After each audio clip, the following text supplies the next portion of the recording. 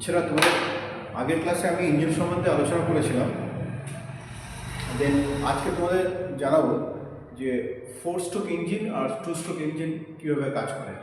হ্যাঁ, ইঞ্জিনের ভেতরে পিস্টনটা কীভাবে কাজ করে। দেখো, আমাদের জানতে হবে যে ইঞ্জিনের এই 4টে স্ট্রোক আছে।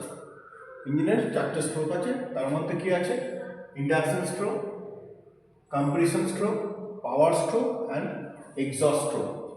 এই 4টে স্ট্রোক সাধারণত 4 স্ট্রোক ইঞ্জিনে আছে। এই যে 4 স্ট্রোক ইঞ্জিনে আমরা পাবো কি 4টে স্ট্রোক আমরা দেখতে পাবো। ভেতরে যে সিস্টেমটা দেখো দুটো ভাল্ব আছে, একটা ইনলেট ভাল্ব আর একটা এক্সস্ট ভাল্ব। এই ইনলেট ভাল্ব এক্সস্ট ভাল্ব যখন আমরা ইন্ডাকশন স্ট্রোক কি হচ্ছে, ইনলেট ভাল্বটা খুলে যায়। ইনলেট ভাল্বটা খুলে যাওয়ার পরে এখানে কি হবে, ফুয়েল অ্যান্ড এয়ার ভেতরে প্রবেশ করে। ফুয়েল অ্যান্ড এয়ার ভেতরে প্রবেশ করে এটা কী হয়, তখন পিস্টনটা নিচের দিকে নামে। এখন নিচের দিকে নামার পর তার মধ্যে কী আছে, মিক্সারের মধ্যে এখানে কী আছে, ফুয়েল আছে। ফুয়েল মানে ইন্ধন, পেট্রোল, ডিজেল হোক, পেট্রোল হোক, আর তার সঙ্গে এয়ার, বাতাস ভেতরে প্রবেশ করছে। এই বাতাস প্রবেশ করার জন্য আলাদা ডিভাইস থেকে ফিল্টার হয়ে প্রবেশ করে, সেটা আমি পরে বোঝাবো। দেন এই যে ভেতরে প্রবেশ করলো, এটাকে আমরা ইন্ডাকশন স্ট্রোক করি, যখন বাতাস আর ইন্ধন ভেতরে প্রবেশ করে নিচে নামে।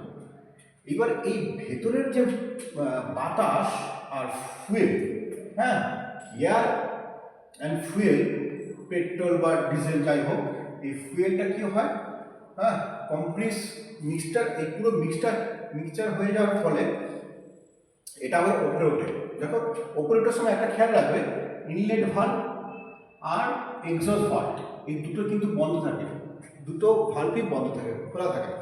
তাহলে পিস্টনটা যখন ওপরে এই ভেতরের যে গ্যাস আর তেলকে প্রচুর বাতাস আর তেল মিক্সচার হয়ে আছে, ওই মিক্সচারটা, হ্যাঁ, কমপ্রেস করে, উপরের দিকে ঠেলে দেয়, দিয়ে ওকে প্রেশার দেয়। তাহলে এই যে ওপরে উঠলো, ওঠার ফলে কী হলো দেখো, এই যে এখন এটা কোনো কম্প্রেশন স্ট্রোক, এই উপরে উঠছে। তাহলে একবার নামলো, আবার উপরে উঠলো, বাতাস, হ্যাঁ, আর ফুয়েলকে কম্প্রেস করলো।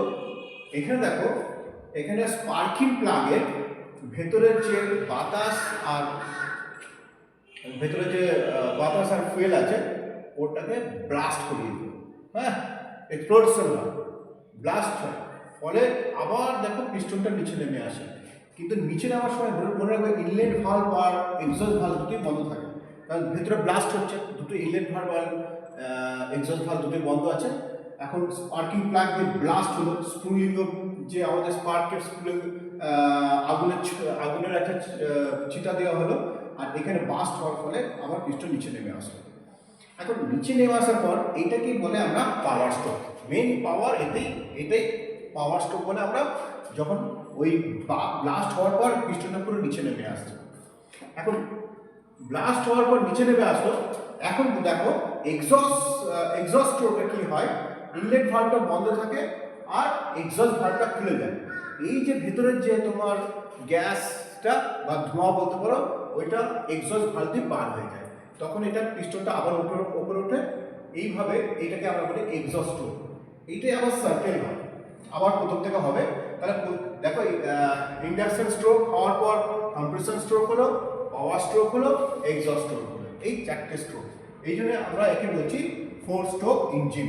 এই 4টে স্ট্রোকের প্রসেসটাকে আমরা 4 স্ট্রোক ইঞ্জিন বলি। বুঝতে পারছি সবাই? হ্যাঁ, এবার দেখো 2 স্ট্রোক ইঞ্জিনে কী হবে, আমি নেক্সট ক্লাসে দিয়ে দেবো 2 স্ট্রোক ইঞ্জিন।